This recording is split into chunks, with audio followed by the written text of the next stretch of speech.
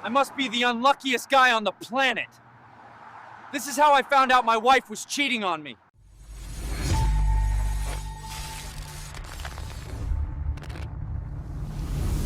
The flat tire discovery. My truck had been sitting at the auto repair for 3 days, waiting for a transmission part. The repair shop said it would take another week to get the component they needed. I was supposed to pick up supplies for my landscaping business that morning. My wife offered her sedan without me even asking. She was heading to work early for inventory day at the department store where she managed the jewelry counter. I appreciated her letting me borrow it since I had a large mulch delivery to coordinate. The car felt strange.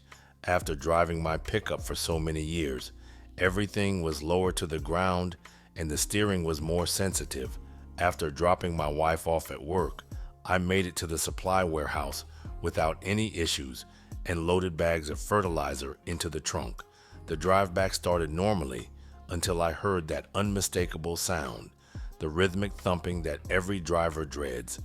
I was on a busy 2-lane road with trucks constantly passing. The sound got worse as I slowed down and pulled onto the narrow shoulder. Cars and semis roared past me as I sat there cursing my luck. I popped the trunk and started unloading the fertilizer bags to access the spare tire. The heat was already building, even though it was only 10 in the morning. Sweat dripped down my back as I moved the last bag. I lifted the carpeted floor panel that covered the spare tire well. The spare looked fine, but something else caught my attention immediately. Tucked against the side wall of the tire well was a small black zippered pouch. It was wedged in there deliberately, not like something that had fallen and gotten stuck. I had never noticed it before, but then again, I rarely drove my wife's car. The pouch was about the size of a paperback book and felt like it had weight to it. The zipper opened easily and revealed contents that made me a little nervous. A flip phone and a car charger, nothing else. Both items looked new, not like old electronics someone had forgotten about. The phone was a basic model, the kind you buy with cash at any convenience store. I stood there holding it while trucks thundered past, creating wind that nearly knocked me over. My mind raced through possible explanations, but none of them were innocent. I concluded that people don't hide phones in their spare tire wells. My wife had never mentioned losing a phone or needing a backup. We had been married just under 10 years, and I thought I knew everything about her. Apparently, I was wrong about that. I grabbed my portable power bank from my work bag and connected the charger. The phone powered on after a few seconds of charging. No password protection, which surprised me. The home screen showed dozens of unread messages. My heart pounded so hard I could feel it in my throat.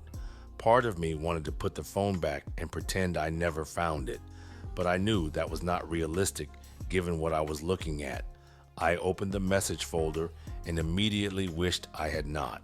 The first message was from someone listed as Jay and contained explicit details about meeting times. I scrolled through more messages and realized they went back almost 18 months. 18 months of secret communication that I had known nothing about. The messages painted a picture of a relationship that was clearly physical and emotional. They talked about feelings, about being careful, about when my work schedule would allow them to meet. My legs felt weak, and I had to lean against the car for support. This was not some recent mistake or moment of weakness. This had been going on for a substantial portion of our marriage. The sound of air brakes snapped me back to reality as a truck driver pulled over to see if I needed help. I waved him off and quickly put the phone in my pocket. I changed the tire in a daze, barely paying attention to what I was doing. The drive home took forever, even though it was only 15 minutes. I sat in my driveway for 10 minutes before going inside. The phone felt like it was burning a hole in my pocket. My wife would not be home for another 8 hours. I had the entire day to figure out what I was dealing with. I went straight to my office and closed the door. The phone had charged enough to function properly. I started systematically going through every message, photo, and call log. The contact, Jay, had sent over thousands of messages in the past 18 months. They used code words for everything, but the meaning was obvious. Coffee meant they were meeting at his apartment. Lunch break meant a quick encounter during her workday. Shopping meant an afternoon together when I was busy with clients. The photos were the worst part. Intimate pictures of my wife that I had never seen. I mean, this woman was doing shit with this man that she wouldn't even do with me. Pictures of them together in places I wasn't aware of. A bedroom that was definitely not ours.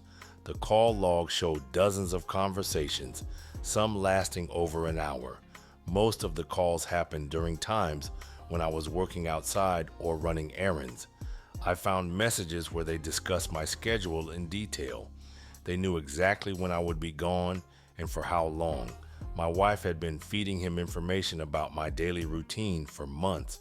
One message thread from last Christmas made me physically sick. While I was installing a fence for a client, they had spent the afternoon at his place. She had told me she was shopping for my Christmas present. I remembered that day because she came home with a new Apple Watch for me. Apparently, guilt purchases were a real thing. The messages revealed that Jay was recently divorced. His ex-wife had caught him cheating with someone else the year before. My wife knew this and did not care. They joked about him being a serial cheater. She seemed to think she was different, that he actually cared about her. The messages from him suggested otherwise. He was using her for convenience, and she was too caught up in this affair fog to notice. I think that's what they called it. I found discussions about birth control and STD testing. They took precautions that my wife and I had stopped taking years ago. She was being more careful with him than she had ever been with me. The timeline of messages coincided perfectly with changes in our relationship.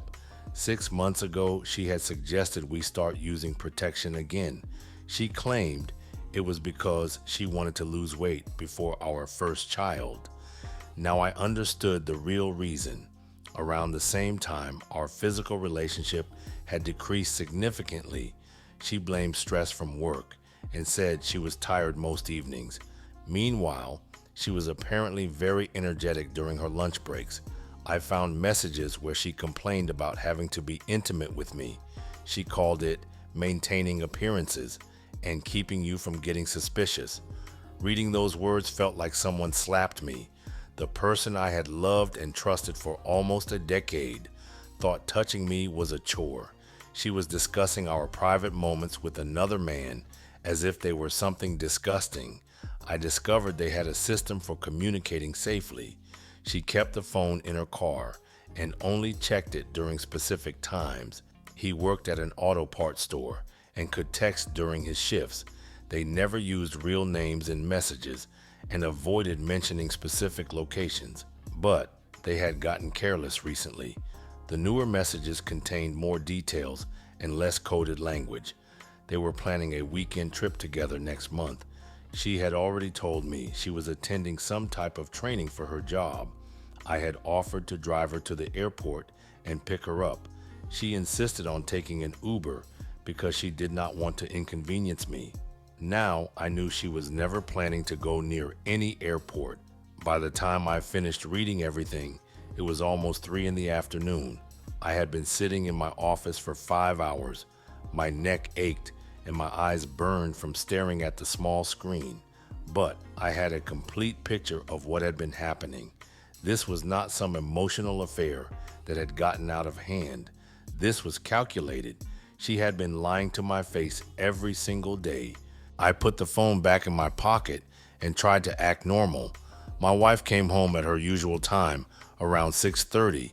When I asked her why she hadn't called me to come get her, she gave me an excuse that she didn't want to bother me and took an Uber home. She seemed tired but not suspicious. She asked about my day and whether I had any trouble with her car. I told her the tire went flat, but that I got it fixed. She thanked me for handling it and said she would get a new tire the next day. I almost laughed at how casually she was lying.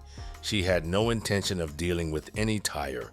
She was probably planning to meet her boyfriend during her lunch break instead. We ate dinner in our usual spots while she talked about work drama. Some customer had been difficult about returning a necklace without a receipt. She seemed completely relaxed, like nothing had changed. I kept waiting for some sign of guilt or nervousness, but she was exactly the same as she had been for months. Either she was an incredible actress or she genuinely felt no remorse. After dinner, she went to take a shower.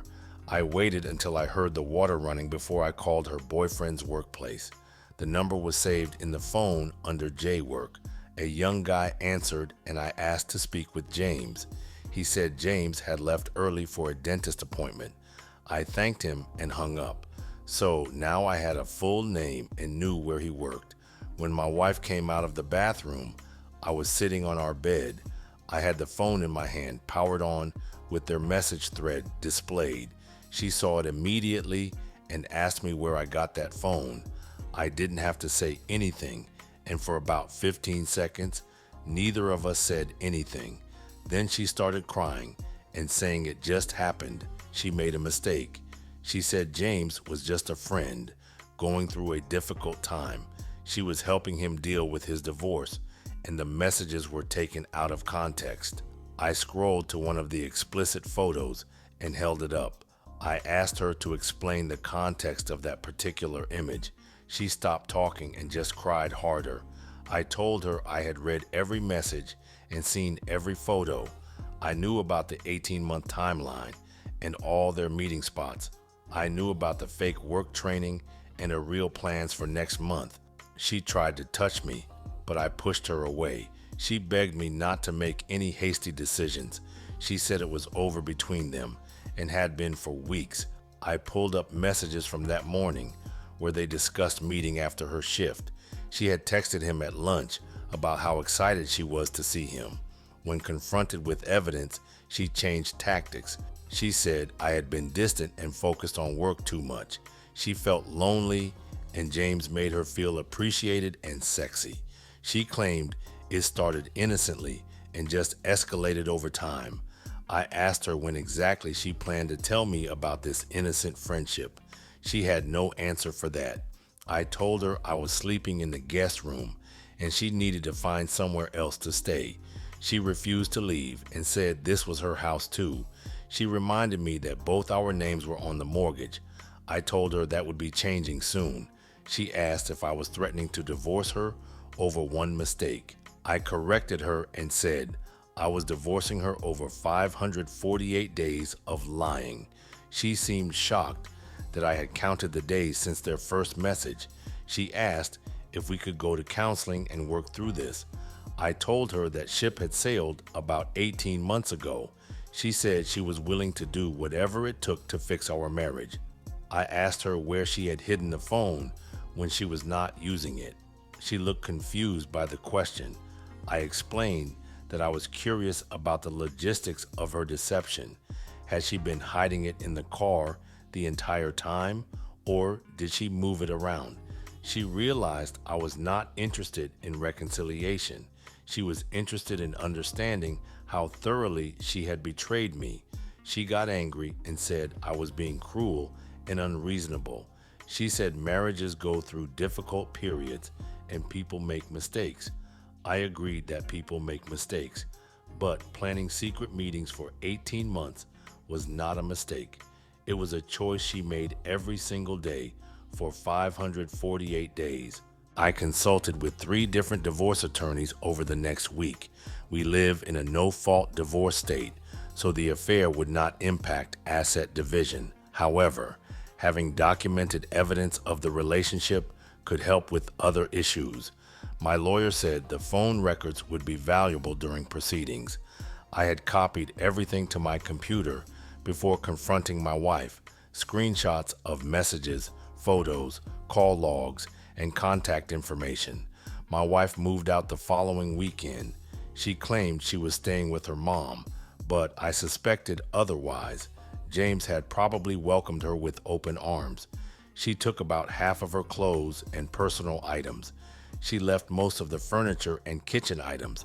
I think she was hoping this would be temporary. She kept texting me, asking if we could talk about working things out. I referred her to my attorney for all future communication. The divorce papers were filed 3 weeks after I found the phone. My wife was served at her workplace, which embarrassed her significantly. Her coworkers started asking questions she did not want to answer. She called me screaming about humiliating her in front of people she had to work with every day. I reminded her that she had humiliated me for 18 months. One day of embarrassment seemed like a fair trade. The divorce process took 4.5 months to complete. My wife tried several times to contest the proceedings. She wanted to claim abandonment since I had asked her to leave. Her lawyer explained that her infidelity made that argument impossible. She also tried to get spousal support. The evidence of her affair made the judge unsympathetic to that request. We ended up splitting most assets 50-50. I kept the house since I could afford the mortgage payments alone. She got her car back along with half of our savings account. We didn't touch each other's retirement accounts. I was relieved that I would not have to pay ongoing support. Starting over at 43 was challenging enough without additional financial obligations.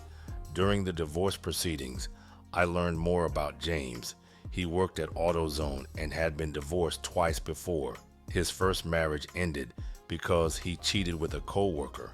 His second marriage lasted 18 months before his wife caught him with a neighbor. My wife had been the third woman in his pattern. 8 months after our divorce was final, my ex-wife contacted me. She said James had broken up with her. She discovered he was seeing someone else, a customer from his store. She wanted to apologize and see if we could try again. The only thing I told her was that I would never be able to trust her again, and there was no need to try again. She said people deserve second chances, and she had learned from her mistakes. I asked her what she learned specifically. She said she learned that the grass was not always greener somewhere else. I told her that was not the lesson she should have taken from this experience. The lesson was that deception destroys relationships permanently. She accused me of being unforgiving and holding grudges. I explained that forgiveness and reconciliation were two different things. I had forgiven her for my own peace of mind, but I would never trust her enough to share a life with her again. She cried and said she had made the biggest mistake of her life. I agreed with her assessment, but said the consequences were permanent. Some decisions cannot be undone, no matter how much regret follows. A year later, I started dating someone new. My current girlfriend knows the whole story about my divorce. She appreciates that I was honest about my past from the beginning. My ex-wife occasionally drives past my house. I see her car parked at the end of the street sometimes. I think she is hoping to catch a glimpse of my new life. I feel sorry for her, but not sorry enough to engage. She made her choices, and now she has to live with the results. The phone is still in my possession. My lawyer suggested keeping it until the statute of limitations expires on various legal matters. Sometimes I wonder if James knew he was just following a pattern. Did he plan to leave my wife from the beginning, or did it just happen naturally? Either way, the result was the same. 2 marriages destroyed and several lives permanently altered, all because 2 people decided their immediate desires were more important than their commitments. I learned that people can hide almost anything if they are determined enough. The person you sleep next to every night can be a complete stranger. Trust is fragile, and once shattered, the pieces never fit back together the same way. But life goes on, and new relationships are possible, just with better boundaries and more realistic expectations.